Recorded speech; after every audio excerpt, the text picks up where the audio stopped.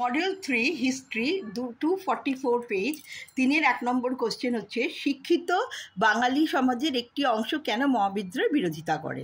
শিক্ষিত বাঙালির মধ্যবিত্ত শ্রেণীর একটা বড় অংশ ব্রিটিশ শাসনকে ভারতের পক্ষে কল্যাণকর বলে মনে করত। এই জন্য তারা 1857 ব্রিটিশ বিরোধী বিদ্রোহকে সমর্থন করেনি।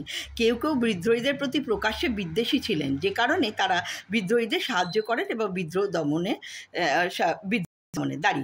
বাংলায় ছাপা বিকাশে পঞ্চানন কর্মকারের ভূমিকা আলোচনা করো। ইংরেজ পেট্রাকপ চার্লস উইলকিনসের তত্ত্বাবধানে পঞ্চানন কর্মকার মুদ্রণের প্রথম টাইপোপ্রেস তৈরি করেন 1779 খ্রিস্টাব্দে। উইলকিনস ছাপাখানায় যোগদান করেন এবং তত্ত্বাবধানে বাংলা খোদাই করেন। ঔপনিবেশিক শিক্ষা ব্যবস্থার ত্রুটিপূর্ণ কেন ছিল?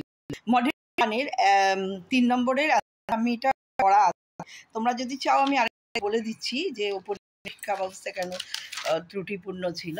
এটা হচ্ছে এই অ্যান্সারটা হবে যে এটি বাস্তব জীবনের জন্য উপযুক্ত ছিল না, কারণ ভারতীয়দের শিক্ষা দেওয়ার থেকে এখানে অনেক বেশি ইংরেজদের ব্যবসা দেখা হয়।